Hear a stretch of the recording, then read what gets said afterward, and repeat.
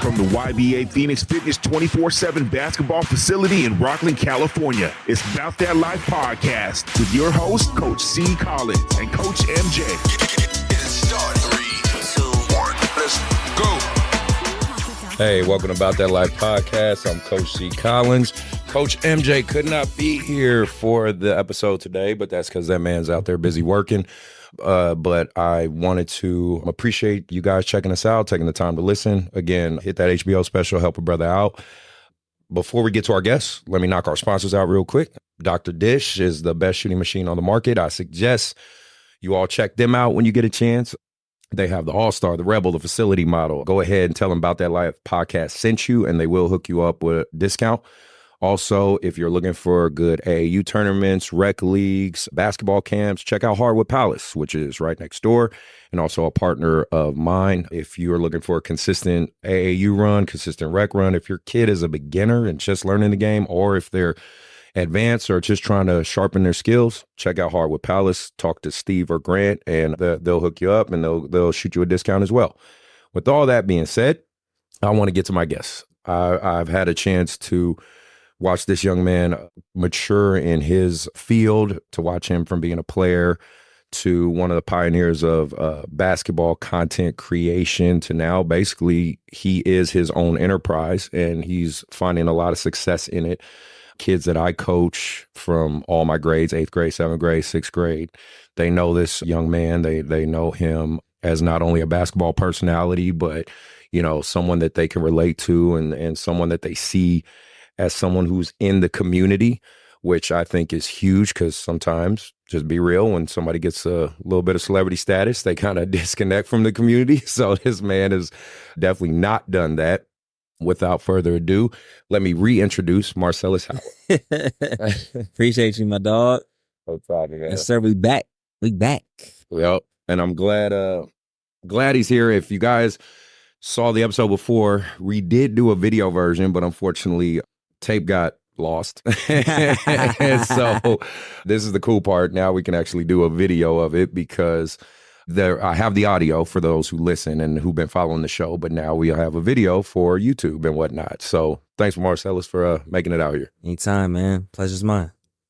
I just want to do a quick rundown again. Check out the first episode because I'm not going to give you guys this guy's whole bio, but he can do a quick rundown of, you know, who you are in the basketball content world, in the basketball world, those type of things, if you don't mind, for the new listeners who might be checking this out. Yeah, man. Marcellus Howard, Sacramento, California. Been doing content since I was 15, 2011, I want to say I started. Now I'm officially a junior college coach. I'm my old junior college I used to play at for 2 years, and I'm assistant coach there. I do basketball reactions, basketball challenges in the backyard. That's what I'm known for primarily.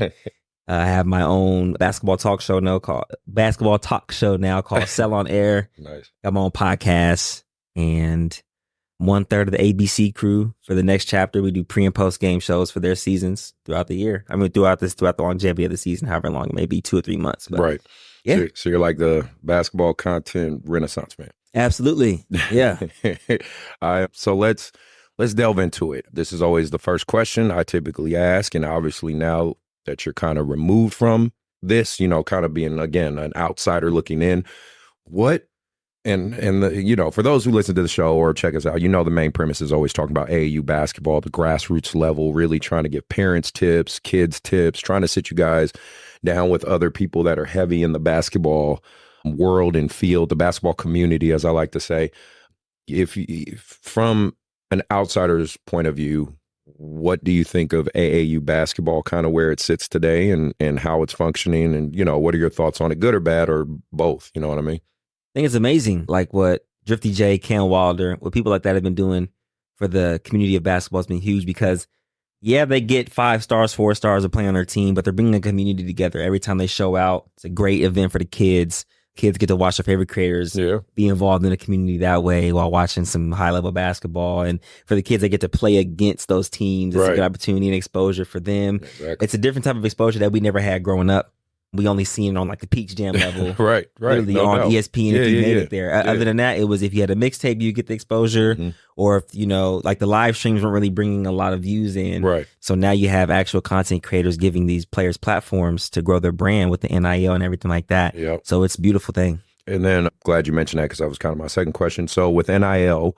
and where it sits today, and obviously, I just saw something recent. Again, I should fact check it if it's true, but Coleman Hawkins from our area, from Sacramento area, originally went to Antelope High School, and then obviously he was at Prolific Prep, and then now he's at Illinois. Shout out to that kid. I've been trying to make some calls to get him on the show. So Coleman, if you're listening, if you ever check this out, please come to the show. But I heard I saw a report that he got $1 million or $2 million or something. Yeah, $2 million at K-State. That's crazy. Yep.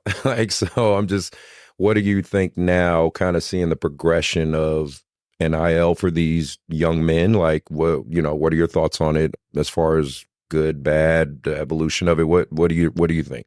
I think it's more good than bad because for years, decades, these universities were kind of leeching on players, making money off their jersey sales, making money off their, ticket sales, shipping off, like selling the games to certain brands to sponsor it, and kids is getting only stipends just to pay for groceries and maybe some rent. And then under the table, if you got paid, what I'm saying, that's unspoken of. But yeah, I think it's huge. I think it's a beautiful thing because now we kind of have the power. Yeah. And the power is back into the kids' hands, which I like it because these universities make so much money off kids that I feel like the kids should have been making money. So now it's come to fruition tenfold, and I'm all here for it. I'm 100% for the NIL because I didn't get to participate in it. I'm not a sore loser about it. I'm actually happy that it happened. Right. Because if it didn't happen, I'd be upset. Like I said, even before the show, but not joking, you are kind of one of the pioneers that helped put some of these things in place because it was, I guess you could, if you really want to go all the way to the origin, you could say someone like the Michael Jordans, the Bo Jacksons, they showed that,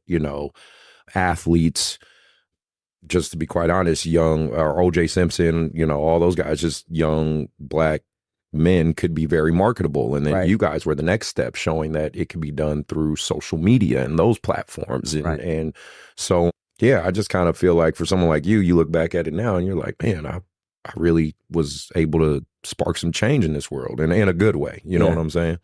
I'm a small, very, very, very, very, very small percentage of it. I don't like to toot my own horn. I'm just happy that the kids are getting paid now. Good. What they deserve. Do you think, so that circles back to the transfer portal, right? Because obviously that's the next big thing too. Do you think kids, so like, let's just give you an example. Like, let's say a kid wants to transfer because he or she might get a more lucrative NIL deal than necessarily playing time or, things like that. Where, I know, again, you can only speak from afar because you're not in that position, but, I can say my standpoint on it. I'm still a basketball purist. I still say you go where you can play more so than worrying about the money, but I totally understand if you need money, you need money. Like, that's just reality of it. I'm a kid from West Oakland, California, grew up in poverty. I get it. You know what I'm saying? So if it were you, what do you think you would lean more towards? Would you lean more towards what's going to get you paid, or are you going to lean more towards the playtime, the system, the college, the culture, or is it kind of in the middle for you? Here's where I stand. I feel as if people will say, yeah, I want to compete for, and win games. I think they're full of it, man. I think if you have opportunity to make life-changing money for your family that's never had money like that, and you get to go play somewhere while maximizing your physical abilities, I think 100% you should do that. Because my thing is this: if I go take a deal, let's say it's worth $100,000 to $250,000, and I go play for a team, right? I'm still not guaranteed to make it to the NBA. So I'm trying to maximize as much as possible within that 4 or 5 years that I got to play. I think that's more important than winning games and then not making it to the NBA. So then I have to go find a corporate job or play overseas for pennies on a dime. So it's like, I think you should maximize as much as possible while still pursuing your dream, because you can do that. And I think that's the best way to go about it, because if I can make $250,000 to $300,000 for playing for a team for a year, or go to a winning team that's possibly going to win a national championship, I'll probably take the $300,000 because I want to be able to set my family up just in case I don't end up making it deep in this basketball thing. And then I can use that money to then be literally not a crutch, but it will literally give me a head start on my business that I want to start. So that's what I would do personally. Okay. And I mean, the reality of it too, what I explain to a lot of kids the purpose of trying to get a higher education is so you are hopefully a productive member of society, making good money, taking care of your family, right? You know, that's the American dream, right? That's what we all want. But how hopefully have, you know, wife, kids, white picket fence, whatever version that is for somebody, right? Yeah. That's ultimately a dream. And we live in a capitalist society, right? That's just the reality of it. You know, it's those who can keep pushing forward and have innovative ideas that usually end up making it ahead. So I'm in total agreement with that. There's this docu special that just came out talking about AAU basketball. So overall, AAU basketball in itself is like or youth sports in America is like a $40 billion industry. You know what I mean? Like it just is. It's like all the youth sports, you know, it's a $40 billion industry, right? And there's those who have for sure capitalized on that. Like you got Compton Magics and all those guys doing their thing, and the Oakland Soldiers and all that stuff, right? Right. But then, of course, you got what I would say my AAU program is kind of a mid-tier. You know, we're in that mid-tier, not all the way top, but not the bottom. And then you got the ones that are up and coming and trying to make their way. Yeah. Do you, from your perspective, do you see that as inherently good or bad, or do you just think it's just a part of just this country we live in and the world we live in? In terms of what, like making money on kids? Yeah, well, just making money in general. I mean, there's always going to be some level of capitalism in everything. Now, I don't think, again, I think coaches deserve to be paid, period. That's just my standpoint. You know, sometimes I think parents, and I've said this in numerous episodes, sometimes I think parents take advantage of the emotions of us as people. Like, because, you know, if I got a 6th grade kid, a 12-year-old I really like and I really believe in this kid, I'll try to cut the parents some slack on, you know, some of the fees and stuff. But I think there's a lot of parents that try to push that envelope too far. You know what I mean? Me and Marcus Kirkland, you know, we were talking about that with, like, you go pick a kid up for training and then the kid says he's hungry, you know, then you go feed him. And then the parents are like, oh, I ain't got it right now. You know, I ain't got it. And you're like, wait a minute. So I picked your kid up, spent the gas, bought them some food and trained them and brought them back to you.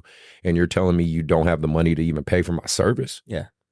So that's where I'm saying that's where I think they take too far advantage. But then there's those coaches and directors and trainers who I think take advantage as well, where they're like, I'm going to charge 4th grade little Timmy $150 an hour to train with me. And it's like, what are you working on with that 4th grader that's $150 an hour? You know what I'm saying? Like, well, I'm an exclusive trainer. It's like, I get that. I'm not knocking your hustle, but I don't think you got to charge $150 for a 9-year-old. You know what I mean? So that's what I mean. Like, do you think there's something wrong with money being made in sports outside of professional leagues, or is there a lot of, from your observation, do you think there's a lot of corruption? Do you think there's a lot more good than bad? I'm just curious, again, because you're kind of on the outskirts looking in now. Yeah. I have a different standpoint on that. Mine kind of goes far left field. Okay. So what I'm about to say, just bear with me. Okay, no problem. That's what I'm here for. I do think there is a sense of corruption, especially within youth sports and things like that, between getting money and just favoritism and all these brand deals coming in and stuff like that. Like, where's the money actually going? How's it being delegated? How you're treating these kids? But I go back to this. I always have this. This is what I stand on this faithfully. The service business is huge, right? And to me personally, I feel like if you're in the service business, you should be reaping the benefits genuinely, not like trying to be take as possible, but also serving, you know what I'm saying? Then, you know, God provides and blesses you, whatever the case may be, whatever your religious standpoint is. Yeah. No.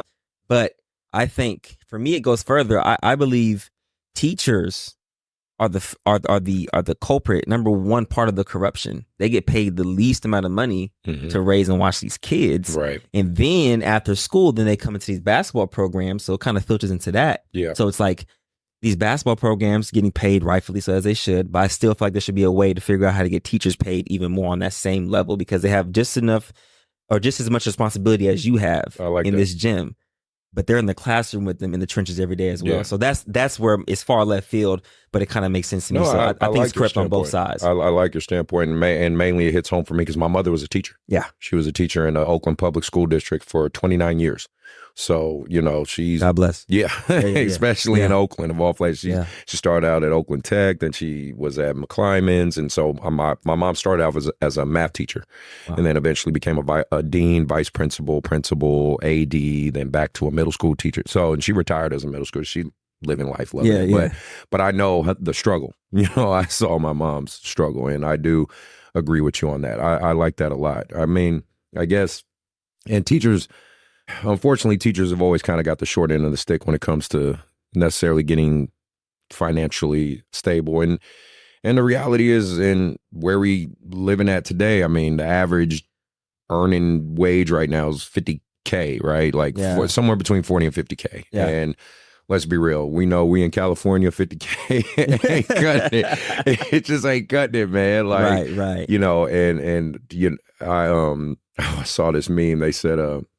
They said, you need 2 jobs in California and a side hustle, or be a criminal. So you got to work 2 jobs and be a criminal to survive in California. Got you. And I was like, yeah, you might be right. It's really, I didn't thought of it that way. But no, I mean, it is pretty interesting. Well, switching gears, I want to talk to you about the WNBA. Yeah. And obviously the popularity of that. What is your overall take and thoughts on that? WNBA, man, it's tough because they put a good product out there. I don't think they market it well. Okay. I think with the Caitlin Clark, like the whole thing with that, right? They actually did a good job with her. So I'm saying if they did that same thing with a lot of these other players, granted, Caitlin Clark puts butts in seats. Of course. Simple as that. Yeah, it is. This whole rookie class between the Brinks, the Reese, Angel Reese, Caitlin Clark, like all this, like this rookie class is freaking phenomenal. It's actually bringing a lot of love back to the game of WNBA basketball that I grew up watching the Monarchs win. I was a practice player for the Monarchs. I think we talked about that last, I played against Cheryl Swoops when she was crazy. Yeah, I was. But I love the direction they're going. I just think they have to figure out a better way to market the players more, because all we're seeing is a lot of Caitlin Clark, which I love it. Yeah. I love it, because they're bringing notoriety to the game. But I think also, too, they got to figure out a way to intertwine the two. And because like they gave Caitlin Clark such a rough schedule to start, which I don't think is fair. Right? They're like putting her up against all the juggernauts right away. And I'm like, dang, you can't even let her, just breathe a little bit. And she's a rookie. She's a rookie. At the end of the day, there is a learning curve. I do agree with that when Taurasi, when she's at that take or whatever, like there is a learning curve. I don't care how good you are. Everyone can't have the Magic Johnson story where you come in as a rookie and win an NBA title. Like that's just not not common, especially nowadays. Right. Well, then where do you think the WNBA might be progressing now? If everything stays on the road it is now. I see it progressing to be, I don't know, it's the part of marketing that I want to focus on is the time of the season. Okay. It's during summer. Right. Which is like, it's a very odd time where people are usually free, but not a lot of people know what time the games are. Right. NBA does a very good job at promoting games, national televised games, things of that nature. I think they have to figure out a way to not put the season the same time as the NBA, but I don't know, because during the summer, I tend to forget, like, oh, shoot, so-and-so's playing now. I forget. I want to watch it, but I forget. Well, because, too, people take trips. Right. People are spending time with their families, and, sporting events are usually family events, right? But summertime is when people are ready to take vacations. Exactly. So you're right. That is an interesting argument because, but I guess then what time to see? Because you couldn't put in winter because football. That's what I'm saying. So it's how can I say this? It's at the right time. It's just not at the right time. Right. I know, like right? That's something that makes the most sense. And it's cool because, obviously the Bay Area, they're going to have the Valkyries. Okay. Right. They just making a new WNBA team there. Fire. I think, we'll see. Hopefully there'll be some more WNBA teams progressively in the future. Obviously, hopefully Sacramento gets one again, you know what I mean? Which would be good to have. But yeah, it is a tough, I agree with your argument. It is tough there with the timing of it because, this is just a time in which people are available, but they're not available. Right.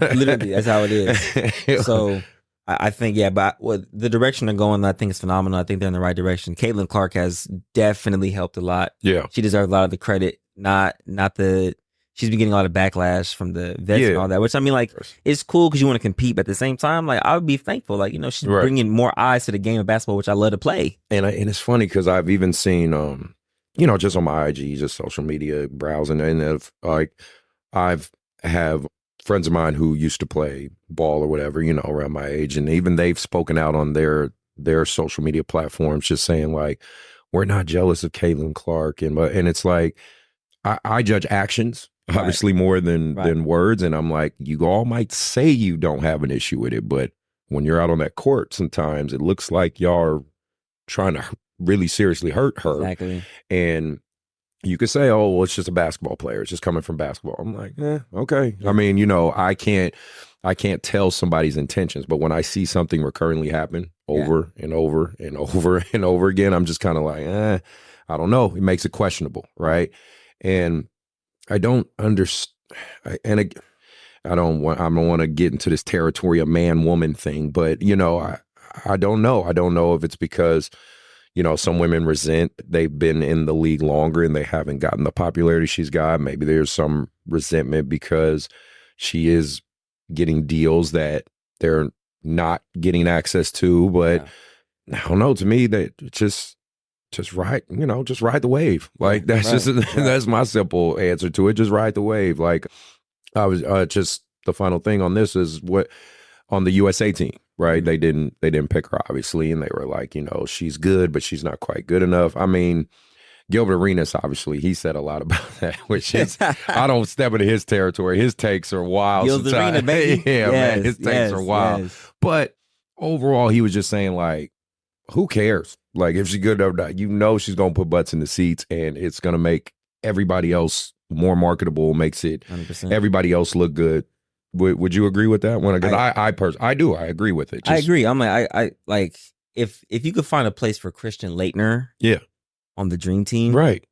Find a place for Caitlin Clark. I mean, what JJ Redick was with Kobe and his team. I mean, you know what I mean? Like, and then also too, like what Angel Reese is doing, she's actually dominating right now, playing great basketball as a rookie. And then I want to also shed light on Asia Wilson. I mean, she might be the greatest basketball player I've ever seen in the women's game. And that's up there with the likes of Taurasi, Stewart, Suber, all those greats. Yeah. Asia Wilson is like she the real deal. I've watched her play and I said, like, that's a good brand of basketball right there. Good brand. And like for me, I definitely try to encourage what I've been trying to push for now, especially in my AAU program. I do try to push some of my young boys and especially the girls, because we have a girl side of YBA, and I really try to push them to say, you guys should watch the WNBA more. You should support them, because we just all inherently we're going to watch the NBA more, especially because we obviously have an NBA team here. They're going to watch the Sacramento Kings, right? That's their lens to all that. But it's like I try to encourage these young girls, these young women to go support the WNBA, because that's just the reality of it. Again, y'all could take this as a hot take. I don't think it's a hot take. I think it's just pretty common sense. But it's like, if you women out there want to see your fellow women athletes thrive, you got to go to the games. That's it. You got to go to the games or watching on TV. Like, TVs look at ratings. They do. Like, just so in case people are kind of ignorant to this, like 1 point in a rating means about, think like 1 million or something like that are watching. Right. So that's how networks look at viewership. And so if they're seeing, oh, we have a WNBA game going and it has 3 points, then they understand, okay, 3 million people are watching it. That's something they can build off of. Just complaining about some of these things that have been talked to like a dead horse about, the pay gap, or, women's basketball need to be paid like men. It's like, you guys got to understand the money, the revenue has to come from somewhere. It's come from somewhere, right? So I encourage a lot of people all the time, but especially young women athletes, go watch some WNBA. Go support them. Just watching the games helps. Going to the games helps. Like, say, especially when the Valkyries in the Bay start up, like, go to those games. That's a 2-hour drive. Like, just take the 2 hour. You'll do it for the Golden State Warriors. You would. So take the 2-hour drive and go watch the girls. Like, go watch the women's and go support them. So that's my old soapbox deal right there. I feel that. I wanted to talk about the USA thing. One sec. Gotta do my sound effect for this one. Okay. Hot take for this one. Uh-oh. Okay. So, like we were talking about a little bit before the show. So there's been some controversy with the USA 17U team. Okay. The key word being used is nepotism. I'll allow you guys to kind of look that up. But the quick version is a lot of people are basically just saying because there's a lot of NBA players, kids, sons on that team that basically basketball is become a semi-elitist sport now. You know, very similar to what tennis used to be before the Williams sisters were there, right? Or, you know, golf, right? Before Tiger Woods. And just, you know, basketball has become more and more of that elitist type group in there. Right. And there's the argument of there's one side of it where the people are like, that's not fair. They're getting looked at before my kid. You know, it used to be the trenches sport. It used to be you grew up, you know, in the most impoverished places. You rose up from you know, the ashes of poverty to become great. You know, there's story after story of that guys in the league. We all know that, the DeMar DeRozans, all that shit, right? Right. It's like, but now, you know, you got Boozer's kids, you got Reese's son, you got Bryce James, you got, I mean, the list goes on. And I'm Carmelo's son. Yeah, like the list goes on and on, right? So in case you guys are listening or curious, do I have a personal problem with it? Not at all. I don't have a problem with it at all. I think, like, and Marcellus most likely agree with me on this one, you know, sports aren't meant to be fair. They're meant, it's inherently meant for the best competitors to get ahead. And if an NBA player's kid has advantages that unfortunately your kid might not, it's on kind of your kid to figure it out and overcome it, because that's how a lot of us got here. You know what I mean? And of course, yes, let's also make this clear. You have to be born with some genetic gifts. But let me give you guys an example. If you're watching or you're watching this on YouTube or watching us live, I'm 6'5", right? Marcellus, how tall are you? 5'8", 5'9" on a good day. Exactly. You know what I mean? But we both play college. You understand what I'm saying? So and I'm 41 years old, so it was very different for me than even it was for him. But so was my road a little easier because I was a 6'5" wing forward guard? Sure. Is his road maybe a little harder? Sure. Yeah. But we both got there and we both had to figure it out, right? Through the trenches, right? Right. If I could have had a dad who was in the NBA and could make some phone calls and, you know, do some things, like, could that road been a hell of a lot easier? Absolutely, right? So I don't know, just what's your take on all this, or where do you sit on your side of the argument on any of this? I'm piggybacking on what you said. Basketball or sports in general, professional sports is not a fair game. Sports aren't a fair game. If you have resources, of course, I would definitely, if I had all the resources like LeBron James had, I would make sure my kids had those resources. Now, I'm not handing it out. They still got to work. Yeah. Ronnie and Bryce still work. Carmelo's son still work. Yeah. The Boozer twins, they still work. Right. So it's still work at the end of the day. But if I have the resources and the connections to speed that process up and make it easier on them while they're still working hard, I mean, you'd be a fool not to. Right. There's no handouts no more. So, I mean, that might look like a handout to you, but their parents worked hard to put their kids in a position that they didn't have to go through, which is paying it forward. And the kids are taking the opportunity to be the best version of themselves. There's a lot of NBA players with sons that didn't pan out. Yeah. I mean, one of the GOATs. Yeah. Michael Jordan. Yeah. That's the right. I mean, that's obviously a key one. Both his sons, you know, and only one really made it to college. Yeah, one right? play, I think, at University of Central Florida or something like that. Or South Florida or something like that. But I think it's not a shoe-in. No. Just because I have the resources doesn't mean you're guaranteed. You still got to put the work in. Like, Gilbert Arenas' son is freaking phenomenal. Yeah.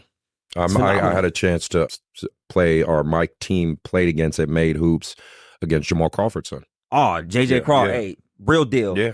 Will Conroy Jr., real deal. I got said, and my 6th grade played against Isaiah Thomas' son. Yeah. But they be in the gym working. Yeah. They be in every team he plays for, they're in that facility working with him. Yep.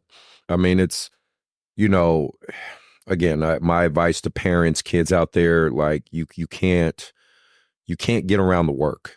And yes, there are going to be those around you that have certain advantages and certain nods that you don't. But I mean, if you really want to really look at the other side of it, think about all the guys that are making it from overseas. Right. Like, think about the hurdles they have to go through. Agreed. You know what I mean? You guys think Giannis, I mean, when they come out with probably Giannis's 30 for 30 story, I mean, that dude went through a hell of a lot to get where he's at. And, you know, Luka's, all of them, you know what I'm saying? So it's like, can it, from, I guess, the outside look in, just look like, oh, NBA players, kids just have it easier? I talked about that a lot with Stojakovic's son, Andre, when he was on the show. We talked about that straight up. I just said, you know, how do you feel about it? What is your perception of, oh, you're just an NBA player, something like, and he was very mature young man, but he was very candid with it. He was like, yeah, people think I have advantages and all that, but they don't realize like how much work I put in. They don't know that I'm in the gym 6-7 hours a day. And yeah, my dad provides me with trainers and all that stuff, but I still have to do it. Right. So that's my word of advice for you guys is, man, don't worry about what the next person's doing. Just stay in your lane and you know, when you get on the court, at the end of the day, you're all basketball players. Right. And it's just who made a better man win. Yep. Right? Like, you get on the court, man, it is what it is. You know what I mean? Like, and I'm pretty sure you know, you have story after story of where you're against such a, hey, I don't care. Right. You know what I mean? Like, Line it up. Right? You know what I'm saying? Like, that's just how it is. Like, so with the progression of where basketball seems like it's going, right? The quote unquote elitist and all this, that circles me back to, there's the argument of overseas players. I don't know if you've seen that one, how they're saying like overseas players are taking over the league or whatever, so slowly but surely, because there's more, they spend more emphasis on practice than games, right? Do you have any points on that or any thoughts on that? I think that's the best formula to be successful. The thing with AAU culture, growing up, we would play 3 games a day every weekend, it seemed like. And if you lose, you might play one on the Sunday, the championship, whatever the case may be. But the more I look at their product, you got to think, they play, once a week, maybe twice a week, practice throughout the rest of those days. You're actually able to fine tune a lot in between those games, you know, so you're not just playing, barely practicing. So you're not really getting better necessarily for the long term, which our culture is doing. We play so much, practice so little, but they practice so much, play so little, and their product has been very dominant as of late. I think that's kind of a writing on the wall to show that it works. Right. But the NBA can't do that financially. We can't go from an 82 season to a 50-game season and with more practice. Right. I get that. But I'm saying more so from the development standpoint. They develop so much better because they're actually able to work and practice more than play. And all my teams, for instance, all of them practice at least 2 days a week. And again, that's really like 3 to 4 hours, right? Which ain't much in a week. Obviously, I encourage my kids and my families, do more, do extra. Obviously, I train with me. Just put in work. Even if it ain't with me, just put in work, please. But what I see in AAU culture, again, is just me, you know, being in the heart of it. You know, kids and parents jump from team to team. Yeah. They are always looking for the next best thing. You know, they'll put their kid on 3 or 4 different teams. And me, I tell my parents and kids, I think a kid only needs 2. And that's just my personal, I think a kid needs like a work hard team, which is usually their like elite team or whatever. I hate using that word, even though why? Because everybody's elite, right? But I'm just saying that's their like super competitive team where they got to fight for minutes, they got to fight for position. You know, they really got to work, and then they have their experiment team. I call them their experimentation team, which is, you know, kind of like, let's say you have a D1 team, you're a 7th grader, you got your D1 travel super elite team, then you got your like local at home Division 2, Division 3 team where you can get in your bag a little bit, try different things, experiment, right? Because you're the best player on that team, right? I think that's all a kid needs. But nowadays, I mean, there's a lot of basketball whores out there. There's a lot of jersey collecting. Like, you know, do you have a opinion or a standpoint on that? Do you think, or if you had, you know, if it was your son or daughter, you know, how many teams, what do you think is the best process for that child, your child, to become the best basketball version of themselves? So 2-part answer. The first part is, I might sound crazy saying this. I honestly, if I have a son, I hope he doesn't want to play basketball. Okay, fair But enough. if he does want to play basketball, I'll provide everything I can for him. I'm never going to force it on him. Second part of it, I'm going to more so focus on the work, because playing so many games didn't work for me. So I can only go from experience. So for him, I think the work, playing a little bit, but also just more of the work working on your body, you know what I mean, watching a lot of film and all that stuff, I think is going to play more dividends than playing a lot of games. Because I can still I can still have him go to open gym, open runs, still play against the best of the best. He doesn't have to necessarily travel and play all over the world. Third, fourth, fifth, sixth, seventh grade. You know what I mean? Also, I although I do think basketball, you have to play for a while to acquire a lot of skill, but that doesn't mean travel and just put all these miles on your body as a kid. Same for like youth football, tackle football. I think it's beyond. It's just beyond me to put my 5, 6, 7-year-old in tackle football from that age. No, doesn't make sense. But for basketball, I can see it. But for me, if I have a kid, if I'm blessed with a son or a daughter, they want to play basketball, I would provide them and say, hey, these are the pros and cons of playing so much and practicing. And, I'll give them, the whole spiel rundown. But I would promote working more than just going out and playing, in my opinion. Yeah, and I did, because I did like a small, one of my IG car videos on that, talking about that, like talking about the why do travel basketball, right? And the biggest thing I provided, I just said, listen, it's not, I don't think you need to travel, to these crazy destinations like twice a month. Okay, we go to Miami, then we go to Texas, then we go to Vegas, then we go to, like, you don't have to do all that. But like for me, I plan it out like, let's say once every 2 months, once every 3 months. We're going to take a big trip to kind of see where we measure up, right? Let's just, like, for instance, I'm taking my 4th, 5th graders to LA this weekend. This is their first, like, trip, period, like this. You know what I mean? I've taken them to the Bay a little bit and Sacramento, right? Let's say they go out there and they get, they go 2-2 or, 2-3 or whatever. They're kind of in that middle tier. Then we take that information. We say, okay, this is how we did on the national level, right? When we played against teams from all over. And that gives me something as a coach to give them to strive for and build upon, right? And then 2-3 months, we circle back, we do something big like that again, right? Or if we're lucky enough, something big like that comes to us at the grounds or, something like that. So that's what I use it as. I use it as a measuring stick to kind of see the progression of where my kids are at and for them to see it too. Because let's put it like this. Let's say my kids, like I have a really good 7th grade group. I played them at freshman last weekend. Keep in mind, freshman. Right. And this is my 13-year-old. We beat both teams by 60. Gosh, dang. You know what I mean? So it's like, how can I get them? Because they are. I got this one kid named Ken. He's like 6'5", true 13-year-old, not a holdback, nothing like that. This kid, he's really good. He's really good. His dad actually played professional. So, but he's under a lot of people's radar because his dad's like, he ain't getting no social media until 16, all that stuff. It's just fine. I feel that. So I'm like, cool. But like, basically, with this group, I have to get them out there a little bit because they got to see, like, last time we went to LA, we did the Adidas championship. We lost in the championship. Now granted, we played a team that clearly has some older kids, but I tell my kids, so the fuck what? You just got to deal with it. You know what I mean? You just got to play. Yeah. And we ended up, I think, losing by like 11 or something like that. And I still said, this is a great weekend because every game we played was a battle. We didn't win by I think the biggest margin we won by was 6. Okay. Every fucking game was a battle to that championship. So I said, that's a good trip. Irregardless of taking home the trophy or not, that's a good trip. Yeah.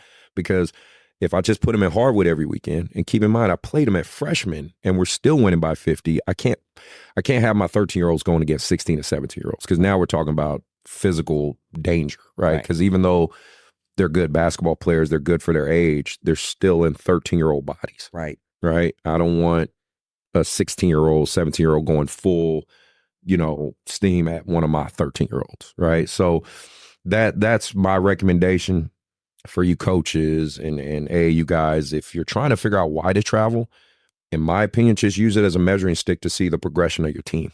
Right. So I think that's the best way to do it. I like that. I appreciate that. I try to teach on the show a little bit or give as much advice as I can. Yeah.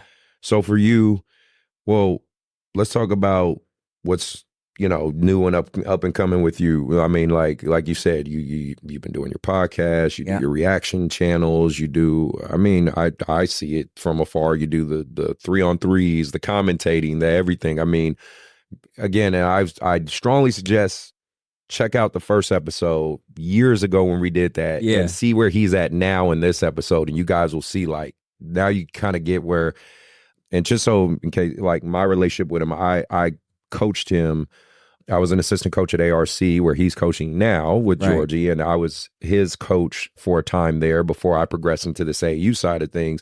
So for me, watching him go from that to where he's at now is amazing. But I definitely would say for you guys who are watching and checking it out, check out that first episode and then come back to this one and you'll see like all the progression you've made. Yeah. But you know, what's new? What's the next step, or what you got in the works? A lot of things right now, just run through it. Coaching, of course, on the side to eat up a lot of the free time I have. And then, like I said, getting into this commentator role, into this hosting, into this analyst role, because I really love talking basketball. Like, that's really what I love to do. So I watch a lot of, every day I'm watching Stephen A. Every day I'm watching like JJ Redick. I'm really studying, more so I study a lot of Stephen A. because he's been doing it the longest. Yeah. I think he's the greatest at what he does. Nice. Whether you agree or disagree with what he says, he's really good at being an entertainer and knowing a game. And then aside from basketball right now, I'm getting into government contracting. Okay. So I just waiting to get my cage code. I just sent the rest of my documents in literally an hour before I came here. And so basically what people don't, long story short, what government contracting is, it's, let's say Chris provides a fencing company, he builds fences, and the government is seeking out some fence work for a year. And I'm like, hey man, what would you charge for X, Y, and Z to do it for a year? You give me your price, cool. I throw my money on top.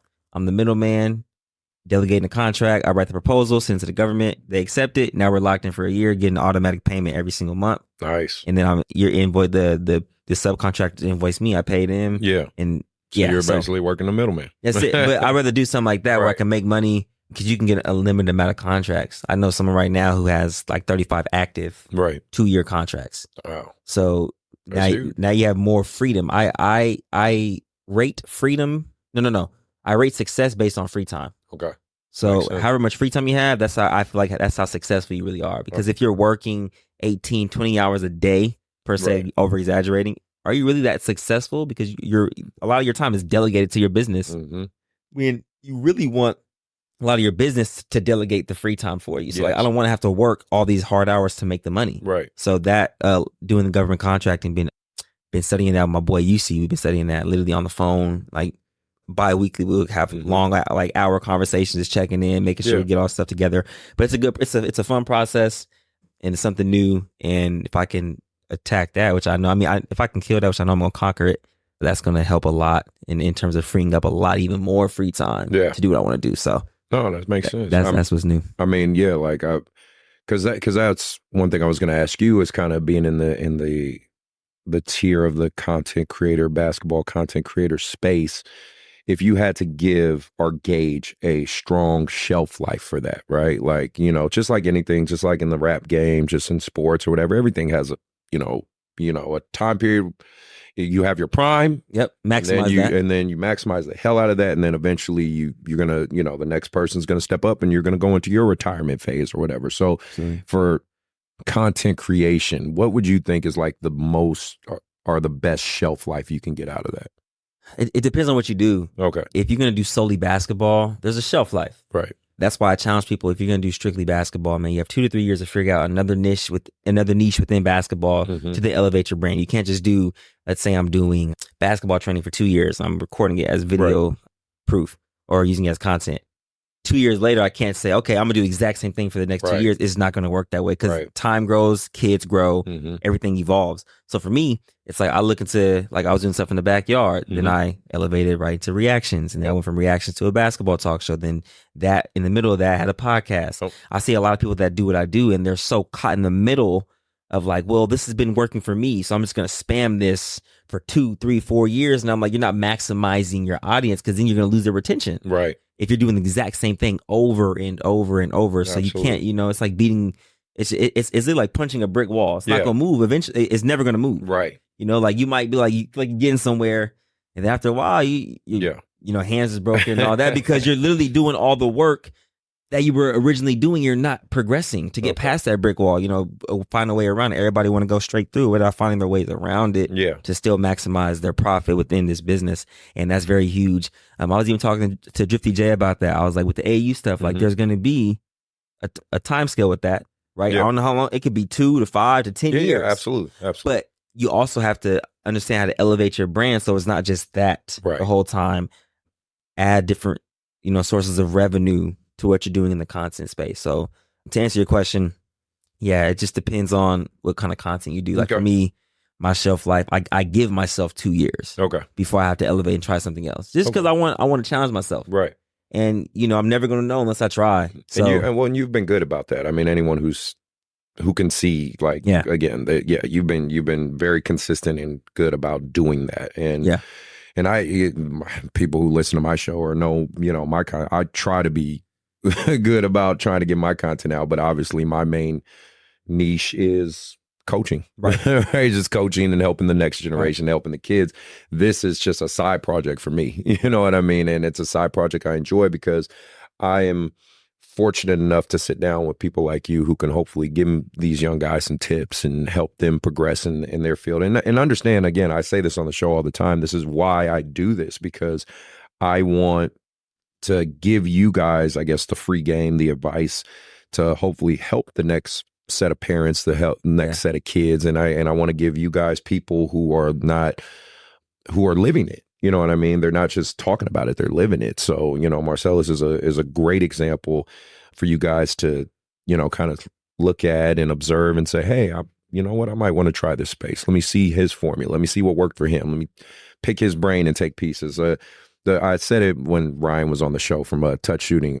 I said, I do this to humanize you guys. You know what I mean? Because they know Marcellus the personality, right? But I want people to know Marcellus the person, the human. That.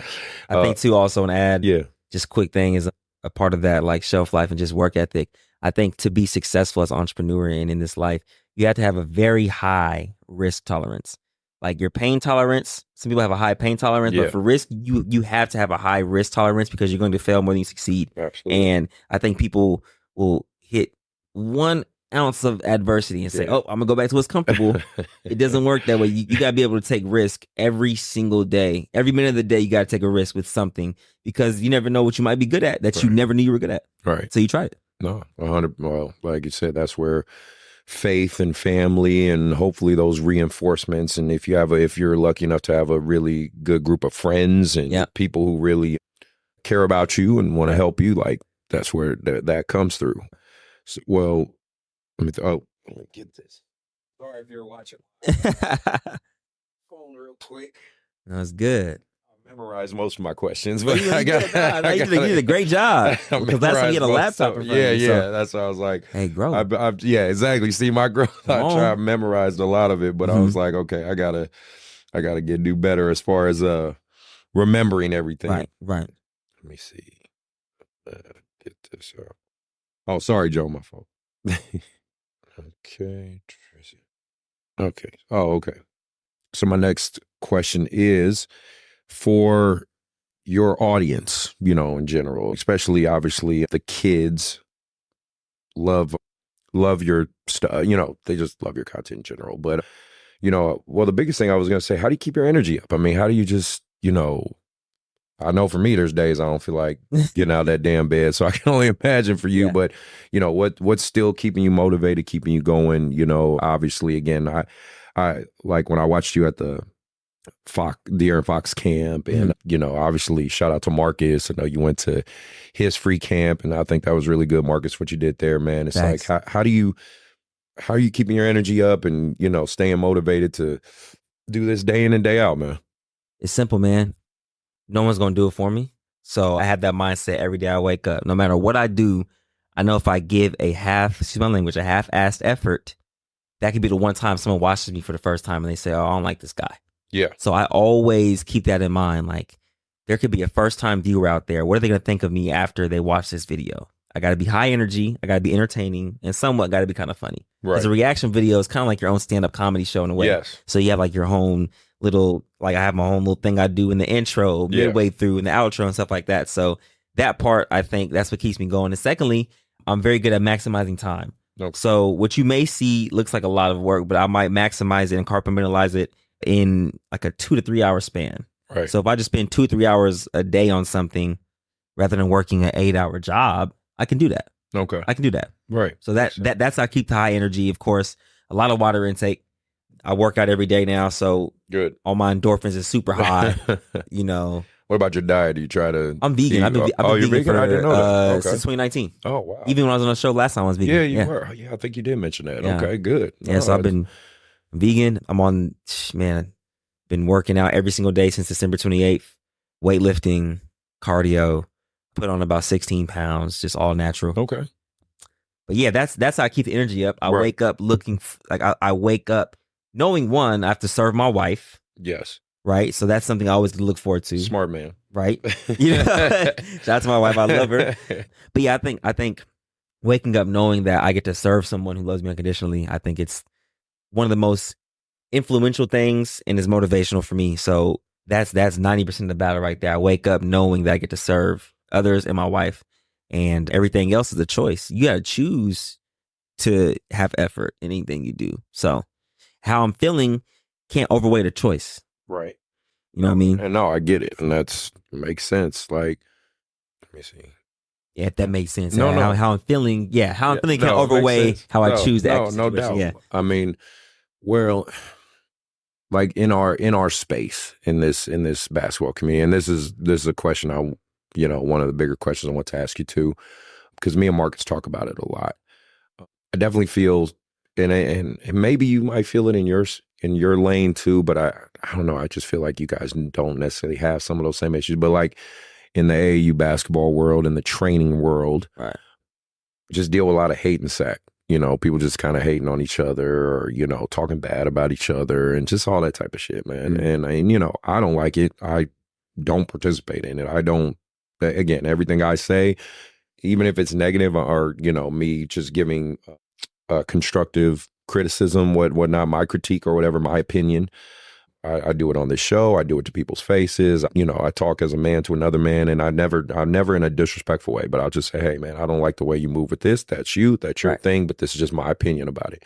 But it just does seem to have this feel that Sacramento is just really divided in that sense with the AAU and all that stuff. You have any thoughts on that, or how we can maybe ever bridge that gap, if ever, or if possible? I mean, just curious of your thoughts or outlook on it. Yeah, Sacramento basketball culture is pretty terrible. I say that because I've been to Seattle twice in the past like 3.5 years. Mm-hmm. Every time I go out there, I work out with Will Conroy Sr., and I work out with Marquise Chris, and I got the opportunity to work out with IT.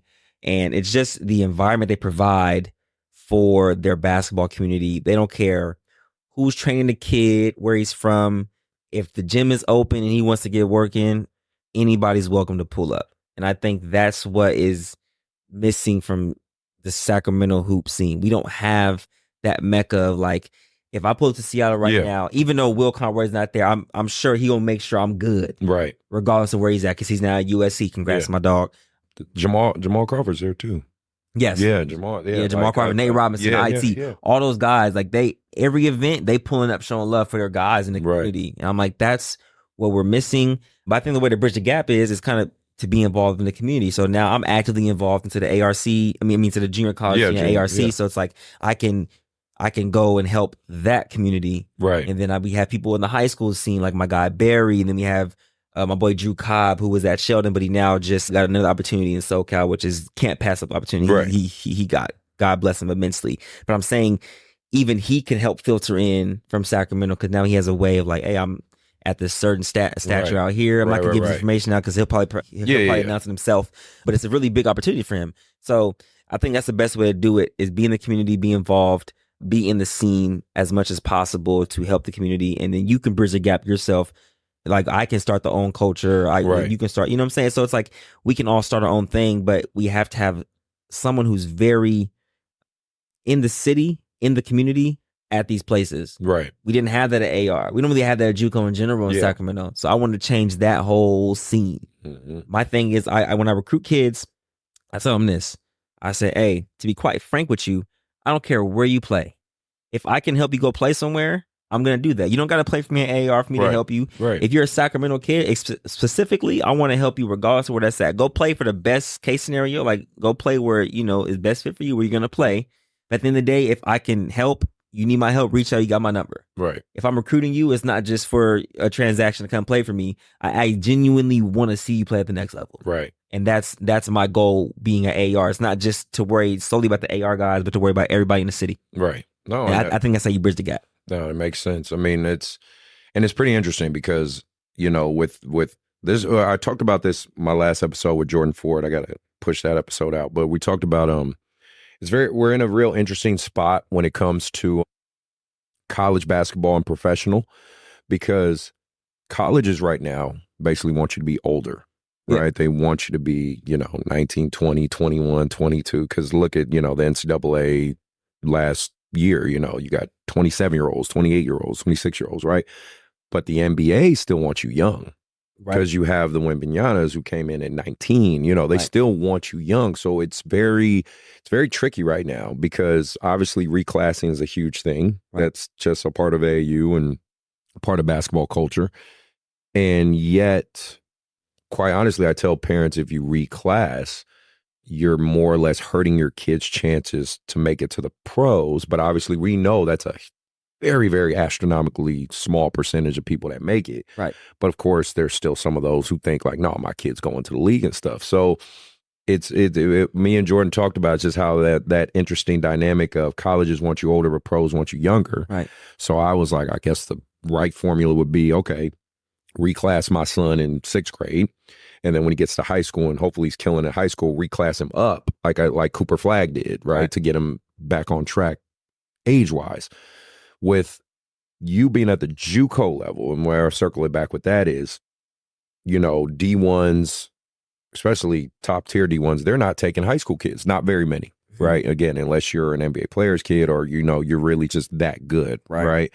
So I've stated this on this show and said it numerous times that, JUCO is the new D1. A lot of kids that might have supposed to be at a Division II or mid-tier D1 or whatnot, they're going to most likely go junior college, which makes junior college that much more competitive, that much harder. Absolutely.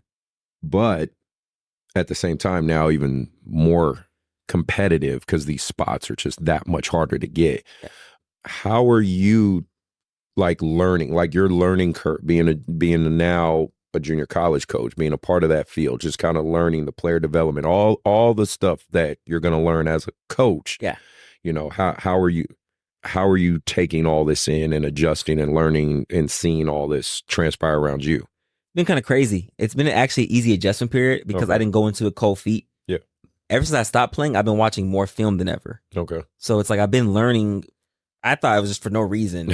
I was just like, I just love watching basketball more after I was done playing, which is weird. But Georgie called me April, might have been the second, third day of April. And he's like, hey, man, what are you doing up this early? I was like, oh, man, I'm up 6 a.m. every day. Right. I walk the dog, go to the gym, work out. So that's my schedule for the morning. And he was like, okay, well, have you thought about coaching? And I was like, yeah, when I have a kid eventually, I was like, I might dibble and dab in it. He's like, well, man, the position opened up. I want you to be my lead assistant. And I was like, okay. I was like, interesting. Okay. I was like, let me, long story short, I was like, let me go ahead and digest this, talk with the wife and just see what's best fit, because it's not a lucrative job. No, right? You're not getting rich doing this. You're not getting rich doing this. But my thing was, I'm huge in the serving business. As a man of God, I love serving kids in position that I was in that exact uniform, in that exact gym, under that exact same coach. Bro. So I said, who can relate better than a player who's played at the highest level of ARC? I was one of the best players in the program's history. Yeah, that can help these guards, because a lot of JUCO, you're going to get a lot of guards rather than a lot of bigs. Right. I can help them reach the next level that they want to get to. So I sat with it literally for like three weeks, and I called him back, and I was like, let's just do it. I jumped off the bridge and did it, and I haven't regretted it since. Nice. I haven't seen not $1 from it. I don't even ask. I haven't even done my paperwork yet. I'm just there every day, every Tuesday and Thursday we practice because it's off season right now. Right. But it's so gratifying to see them get better. It's not for my own gratification. Right. I mean, it's not for my own, how can I say it, satisfaction. Yeah. I love genuinely seeing them get better at the game of basketball, because a lot of them think they know what it takes. Right. Now, I tell them this. I remember I was at the end of practice one day, I was telling them, I was like, if you want to be a point guard at the next level, a point guard, you have to be the most selfless person on the floor. Absolutely. The me, like head down, all that as a point guard, automatically to the bench, because you have to worry about the 4 guys they're out there with you, the bench, what the coach wants, and how to read a game and react because it's all so fast. Yeah. So I tell them that there's no time to feel sorry for yourself. You come very dead last in the pecking order while also being first in the pecking order in a sense. So a lot of them have to understand that, like, I'm like, there's no time for the my bads. It's next play. We're going to get it right. Even if you make a mistake, there's no time for that. So you got to keep going. That's kind of what I'm teaching them. Even like when your guys Brent right now, like just all teaching them, like, you're going to make mistakes. Absolutely. But there's no time for a my bad. The moment you're saying my bad, you're wasting a split second getting back on defense. And Coach Georgie's not going to like that. No. So we know. He'll motherfuck you if you don't get back on defense. Immediately. But yeah, I think jumping into this has been one of the biggest blessings. Yeah, I guess I'm huge in the service business, so this is fun. And they're actually going to let me document the whole season. Oh, nice. So it's going to be like a ghetto version of Last Chance U. Hey, Deshaun will appreciate it. Yeah, absolutely. So like they're letting me record everything on the road, locker room, all that. So that's going to be it provides more exposure for the kids. Yes. That's not after a Netflix season, it's actually keeping up per season. So there's going to be more film for them to send out to coaches, which I think is going to be phenomenal. And that's the name of the game. That's one. Well, got a few more questions to ask you, but that leads into my next question was, with the way basketball and media have now become very intertwined, between highlight tapes and the different exposure sites, like Ball is Life being the biggest one, but you could say Ball is Life, Overtime, Simply Basketball in our NorCal area. You got Beach City Hoops for the SoCal area, like these. And again, that's another, in my opinion, capitalism at its best. People are finding their niches and finding ways to financially make things work for themselves. Right. And have good, businesses. This is what, the idea is. Small business makes this economy function, right? So I'm all for it. But like I said, nowadays basketball and highlight culture and media are very intertwined now. You know what I mean? Even more, in my opinion, more so than a lot of sports. Even though it was a joke, but it got to the point where referees were making highlight tapes. You saw that. So I'm just saying that just shows how ingrained media and basketball are now. Right. Could be a good thing, could be a bad thing, obviously depending on your perspective. But I just want to speak on this aspect of it. Do you think kids, especially, youth kids, are playing more for those highlight tapes rather than playing to win the game? Because I'll say in the AAU youth side of it, I see that sometimes. Coach Brandon Barnes, I don't know if you've seen some of his stuff, the coach from Bakersfield State, he talks a lot. He talks in the car. Yes, he's another really good dude. Me and him actually really become friends. We've become pretty close in terms of just we speak in the same language, but in a different space, right? So I'm talking to AU, he's talking college, but our views are very similar. But he literally talked a video about this saying, dudes coming up for a dunk, I'm watching guys literally in live periods move out the way because they don't want to be on someone's highlight tape. And he's like, that's a surefire way to get cut for me. Yeah. Because I want the guy that's willing to go up, play defense. Like if he's trying to dunk it hard, I'm trying to block you just hard. He said match aggression with aggression, right? And I will say, even for me on the youth side, I am noticing more and more that kids are kind of trying to shy away from defensive plays because they don't want to be on someone's tape. Right. Like, just curious your thoughts on that type of shit or those type of things. You know what I mean? I think we have the content creators has a little bit to do with that. I'll say that. I definitely will say a lot of kids want the highlight tape so that their favorite content creators might see it, react to it, comment on it, and all that. And I think that's kind of hurting game basketball a little bit, but also adding a little bit of parody to it. I don't know. I think it's a little bit of fun of games because I don't want the game to be so serious all the time at a young age. Be a kid. Be a kid. Absolutely. But there's also a time and place. I get that. But I'm all for kids being kids. Now, when you get to college and high school and you trying to do that, all right, bro. Yeah. Now you have to figure out, like, what are you really doing it for? As a kid, you're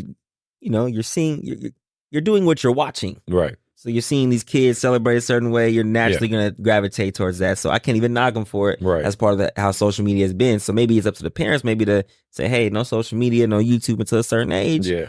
And then they might not even react that way. So, yeah, I'm huge on kids being kids. Yeah. But as soon as you get to like that 14, 15, 16, you got to start, if you really want to be. You really want to play college basketball. You got to take this a little more serious. A lot more serious, I would say. There was no time for celebrating when I was playing. college. Absolutely not. Yeah. Especially at the D2 level. No. Yeah. No. Not a chance. Because while you're doing all this, yeah. And then you look at the coach, and then you look at the scores table. Someone's already right there waiting for you. Like, yeah, you know it's Come have a seat, man. With the basketball culture. Well, what are your thoughts on, like, because obviously Drifty and Cam and they've kind of made fun of doing this. What are your thoughts on these troll teams? Because I'm gonna be real with you, because I had to coach against them a few times. It pisses me off. I don't be real. When they play in the game, like when they're playing, like it's a like it's a normal hardwood weekend. Right. Now it's not like, now if it's a big event or something like that, like you said, when Drifty and those guys get these 5-star guys and they're doing, I'm fine with that. Totally fine with that. But I mean, like, let's be real. It's a copycat program. There's guys that are going to copy you, copy him, copy. And so they come in to these games, they put numbers on their T-shirts, they use markers, and, they just got some guy filming and they're just doing a bunch of dumb shit, taking half-court shots. Like, I'm taking my kids to really play a game. Win or lose, we're trying to learn, we're trying to, experiment, things like that. Unfortunately, because they see guys like Drifty and yourself and any of these guys do this and get some views and some, notoriety from it. Oh, I got to fucking copy and try it too.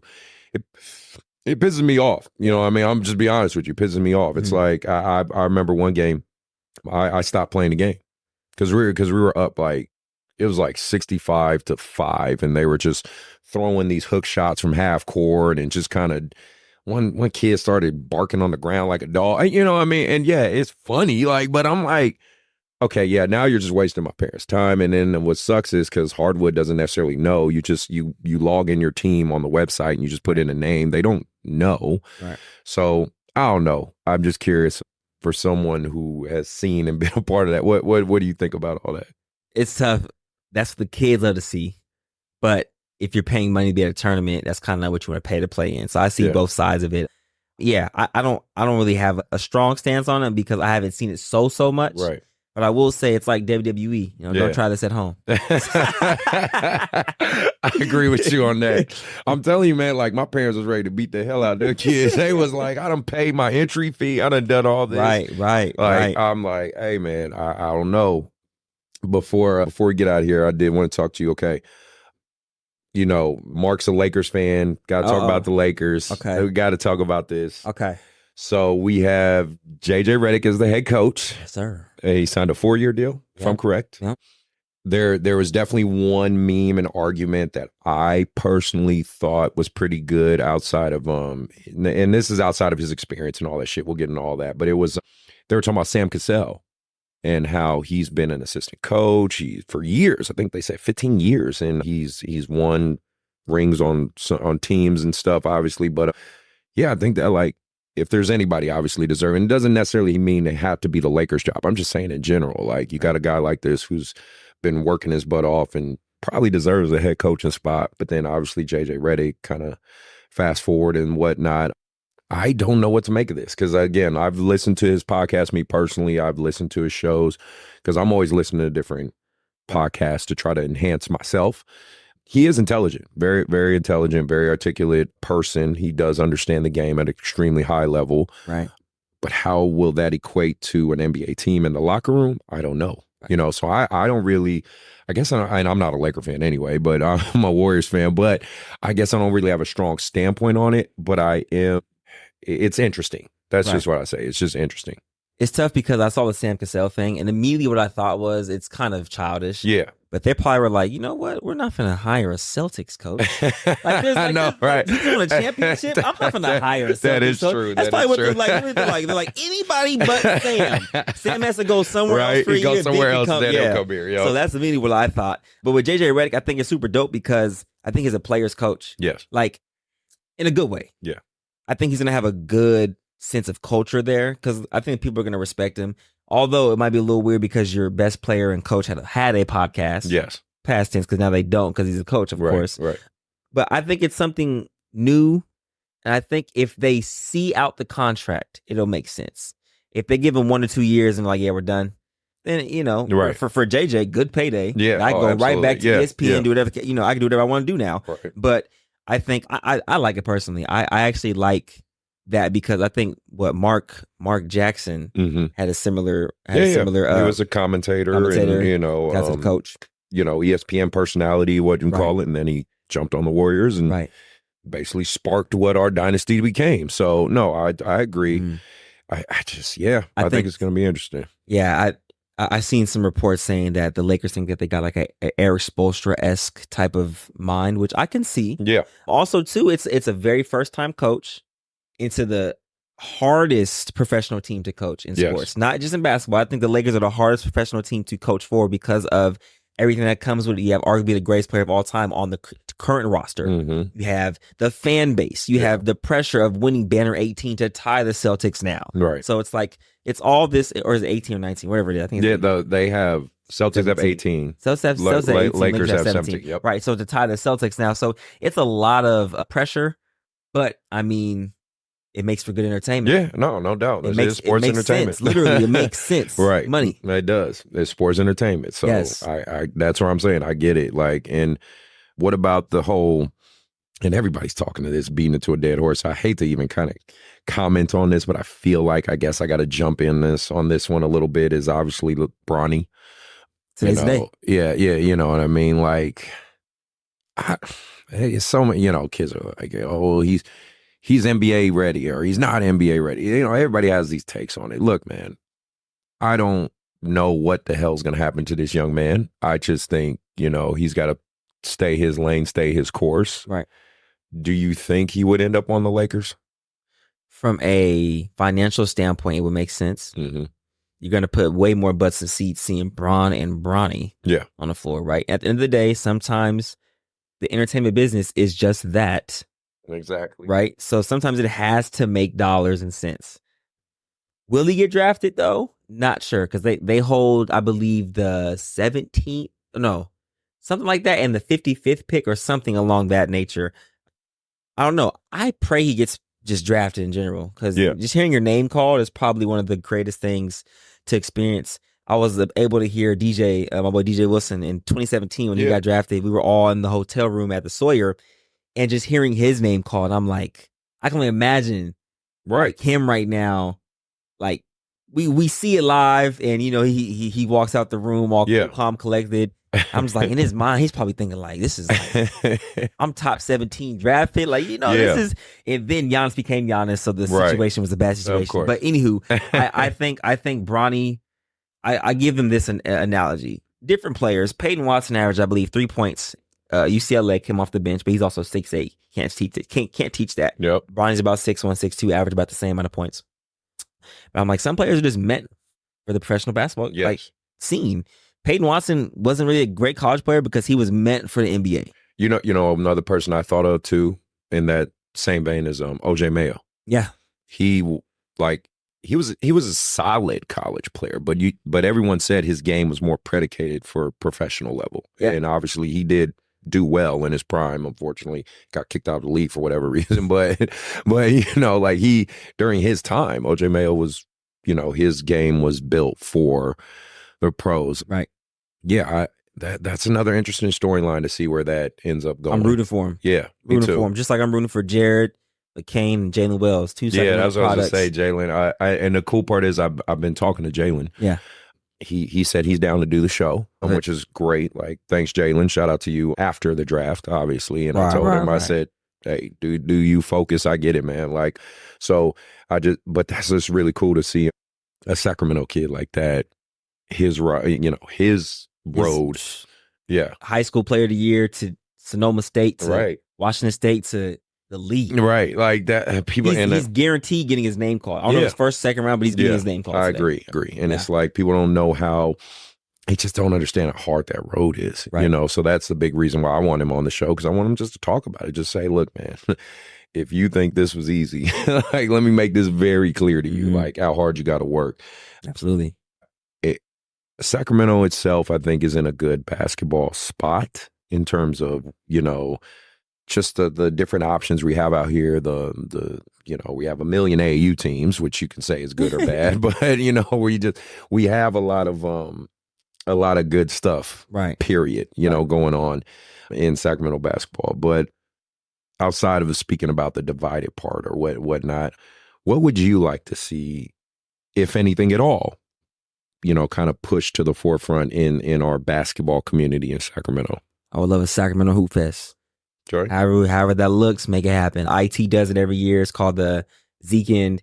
He brings like NBA players to play, and then you could. That's for you. Yeah, thank you. And then you could like pay a fee to get your team in the tournament, play 3 games, but you get an opportunity to play against NBA players, and then you're playing in the city. It's free for the fans to come watch. Yeah, we need something like that, of that stature, of all ages, come together and just celebrate basketball Sacramento style. We don't have that. I think that's what we're lacking. Yeah. And I mean, that's going to build the community. I agree Immensely. One, and then also, shout out to Gus, because I almost forgot to mention that the Pro-Am League, the SPDL, which is going on right now. Saw a lot of cool, highlights and stuff from that, and obviously and that's at Fortune High School. Yeah, it just ended this past week. Yeah, so shout out to you guys who hooped out there. I saw DT, saw Ryan, saw Kent Bays, all you guys, man. Like, keep doing your thing, man. Like, it's just good to see that level of basketball being played out here. Again, it's like I said, it's just in an interesting spot and in a good spot. At the same time, we just got to see what's the next evolution going to be. Right. Do you yourself think at some point, like you said, maybe, when you have kids yourself and whatnot, but could you ever see yourself maybe wanting to step into this AAU game and, maybe coach in this arena, or you just going to kind of wait and see? I always say I never leave no stone unturned. So I would love to try everything. Okay. Just to make sure that it's not that. Yeah. Like, if I always have my speculations AAU, but I definitely want to try it sometime down the line. Just say, okay, I tried it, and if I like it, I'll keep doing it. But if I don't, then I at least say, I tried it. Right. That's my biggest regret, not trying to pursue play pro basketball for a year. Just to say I tried it. Right. So that's why I always said never leave no stone unturned. I want to try everything before I say, nah, that's not for me. No, it makes Well, let me paraphrase. Not everything. Yeah, right. Okay, I know. I get what you're saying. I know exactly what you mean. Not everything.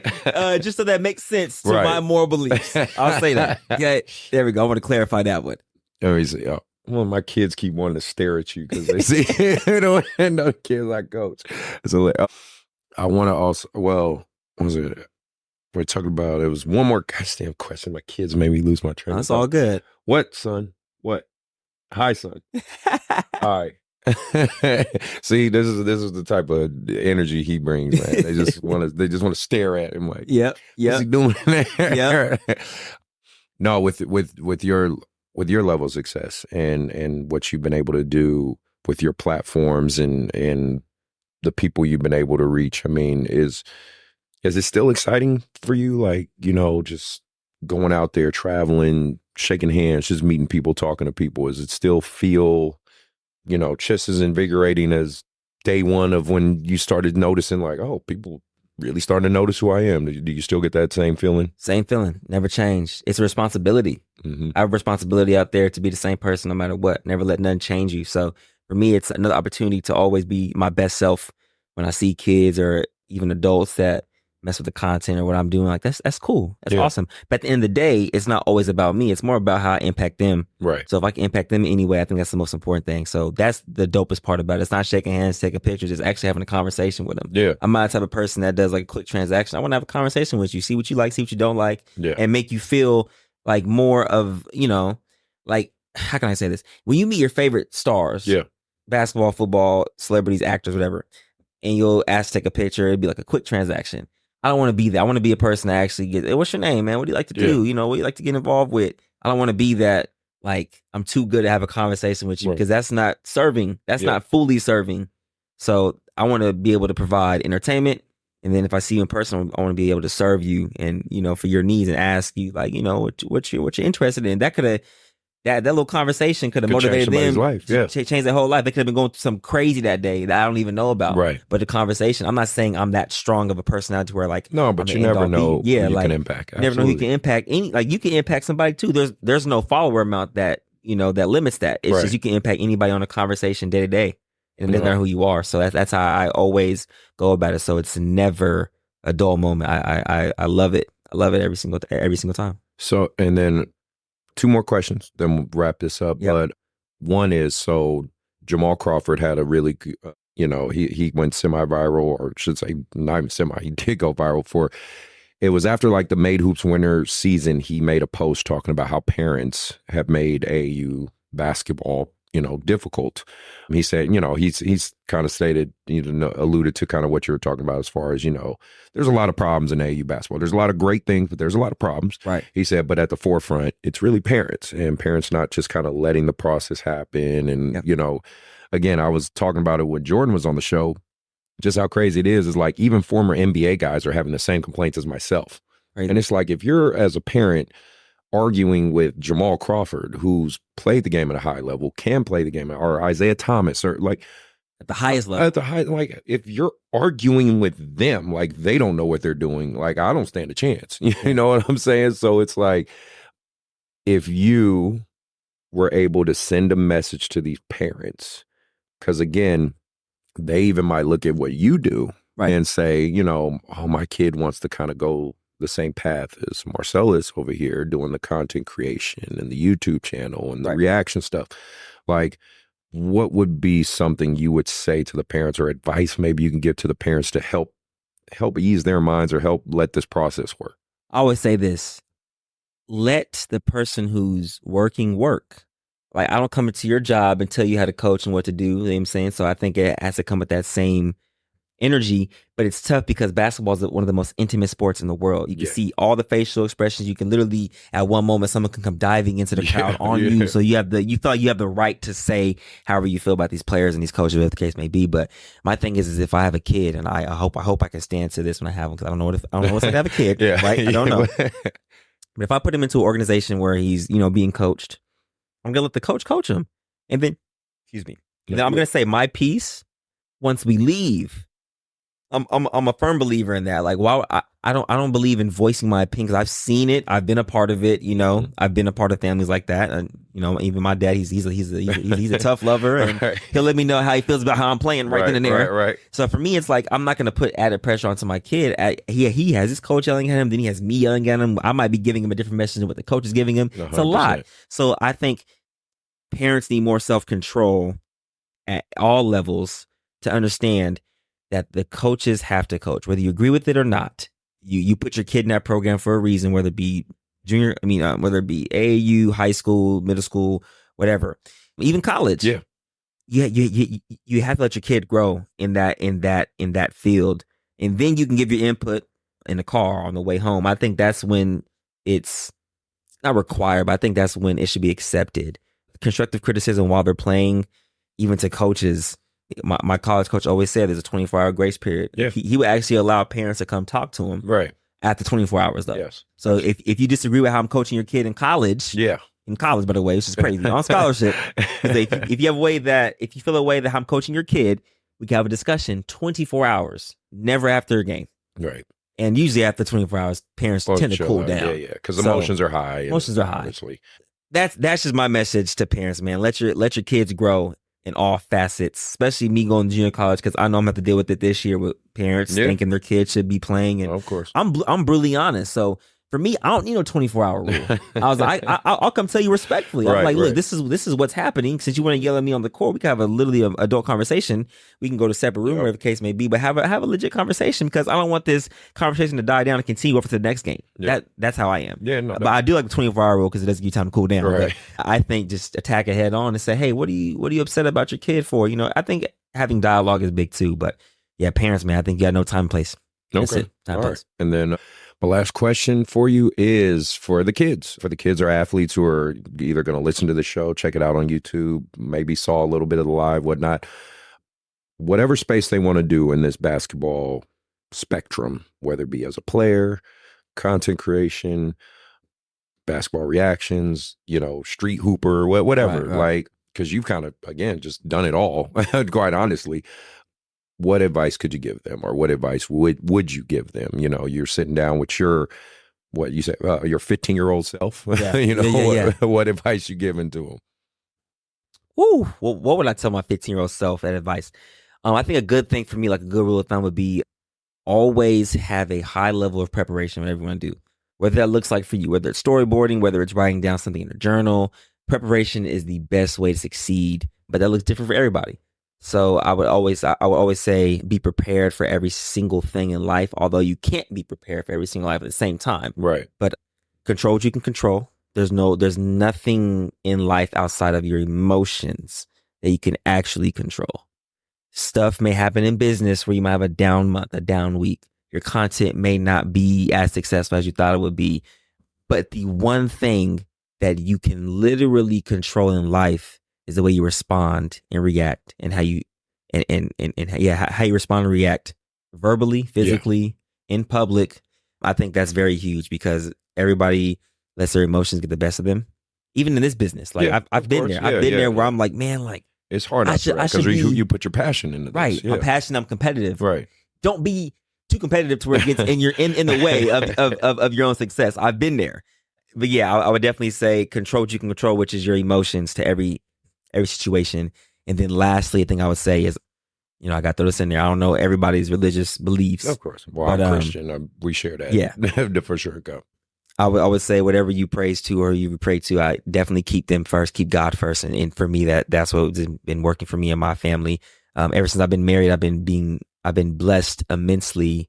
It's like honoring God while honoring my wife. So my advice to the kids, why I'm saying that is if you honor your craft, like you honor your relationship with the Lord or whatever higher believing you believe, I truly do believe it's not a prosperity gospel. I think you'll reap the benefits if you stay loyal and you have the faith with the work to go along with it. It's kind of like sanctification and justification all mixed into one. So yeah.